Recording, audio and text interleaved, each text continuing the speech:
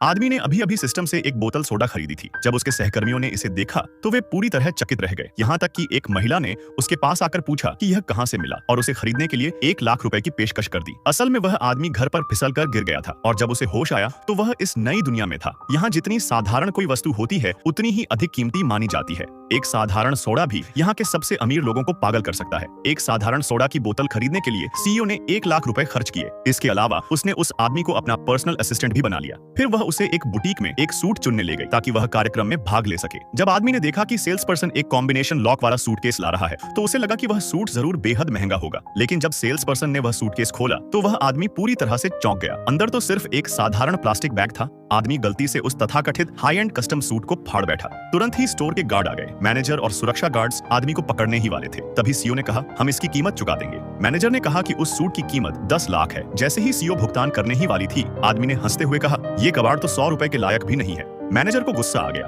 उसने आदमी की बेइज्जती शुरू कर दी। तब आदमी ने कहा कि वह इससे बेहतर सूट बना सकता है, लेकिन फिर मैनेजर को घुटनों के बल बैठकर माफी मांगनी पड़ेगी। मैनेजर तुरंत राजी हो गया। आदमी ने अपना बैग खोला और सिस्टम से 30,000 रुपए खर्च करके एक सूट खरीदा। जब उसने वह सूट निकाला तो आसपास खड़े सभी लोग दंग रह गए। जब मैनेजर घुटने टेकने ही वाला था, आदमी ने उसे रोक दिया। उसने वह सूट सीईओ को दे दिया। सीईओ बहुत खुश हो गए। बाद में वह आदमी और सीईओ एक भव्य भोज में पहुंचे। लेकिन जब उसने देखा कि वहां के अमीर लोग सिर्फ सादा ब्रेड और पानी खा पी रहे हैं तो उसे बहुत अजीब लगा। फिर भोज प्रतियोगिता शुरू हुई। एक उद्योगपति मंच पर आया और भाषण देने लगा। उसने एक छोटी बोतल में आइस्ड टी निकाली और ड्रॉपर से मेहमानों को कुछ बूंदें दी। जैसे ही सभी ने उसका स्वाद चखा तो लगा यही प्रतियोगिता जीतने वाला है। तभी सीईओ ने एक बड़ी बोतल आइस्ड टी की निकाल दी। भीड़ चौंक कर उसकी ओर भागी। सीईओ ने उद्योगपति से कहा कि अब वह हार चुका है, लेकिन उद्योगपति ने उस पर चोरी का आरोप लगाया। उसने कहा कि आइस्ड टी उसी की है और उस आदमी ने उसकी चोरी की है। फिर उसने सीईओ को एक अनुचित समझौते पर जबरदस्ती हस्ताक्षर करवाने की धमकी दी। उसे सबक सिखाने के लिए आदमी ने सिस्टम से 10,000 बोतलें आइस्ड टी की खरीद ली। उद्योगपति हमला करने ही वाला था कि अचानक एक ट्रक उस स्थान में घुस आया और सारी आइस्ड टी की बोतल बाहर बिखर गई। भीड़ यह देखकर हैरान रह गई।